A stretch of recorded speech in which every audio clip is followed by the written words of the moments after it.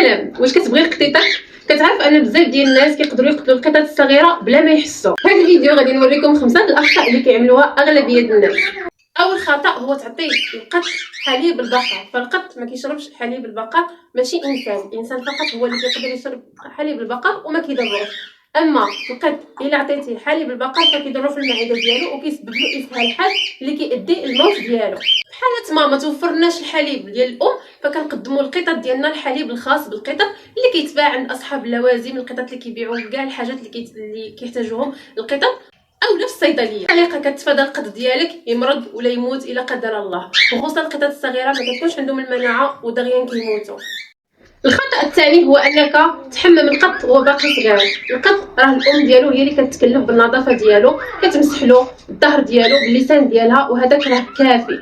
اما الا كان القط ما عندوش الام ديالو فقط كتمسح له بواحد الفوطه اللي كتكون بله شويه بالماء ومن بعد كتنشفو مزيان بشوشوار. انه الا مشينا حتى بردناه فكنضربوا له الجهاز المناعي ديالو وهو كتكون عنده المناعه ديالو هابطه، كيبرد بزاف وكيموت.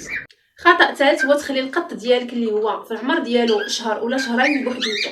راه خطا كبير. بزاف الناس كيقوموا بهذا الخطا ملي كيجيو يرجعوا للدار ديالهم كيجبروا القط ديالهم مات، يا اما تلوات عليه شي خاك وجات، يا اما طاح في الماء وتخنق.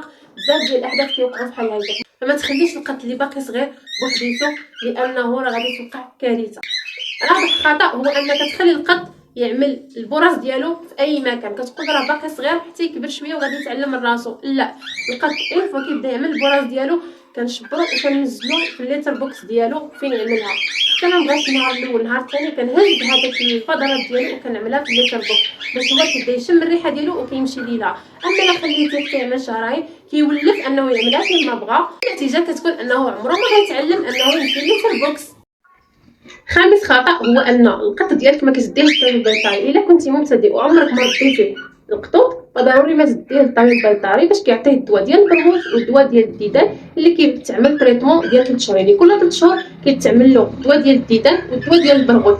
سواء شفتي فيه ولا ما شفتيش فيه راه ضروري كنعطيو للقطط تريطمون ديال الدواء ديالهم مدى الحياه. علاش كنعطيو الدواء مدى الحياه؟ لان البراغيث والديدان كيكبروا راسهم وكيتخلقوا راسهم في القطط، يعني حنا ماشي مسؤولين عليهم. كمبتدئ ما كتكونش عارف، فمن الافضل ان اول مره تجيب قط للدار ديه للفيتيرينير باش كيعمل له الدواء ديال البرغوث والدواء ديال الديدان باش انت كتبقى مرتاح في دارك ومع وليداتك. الا كان عندك وليدات المهم انت كتبقى مرتاح، لا من ناحيه القط ديالك الصحه ديالو كتكون مزيانه ولا من ناحيه ديالك انت كتكون نقي ودارك نقيه.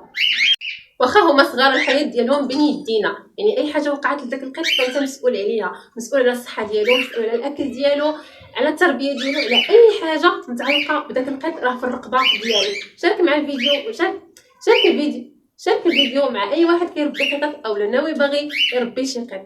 وان شاء الله نتلاقاو في فيديو مقبل باذن الله. وما تنساوش البارطاج اخوتي وما تنساوش الجيم الى عجبكم الفيديو.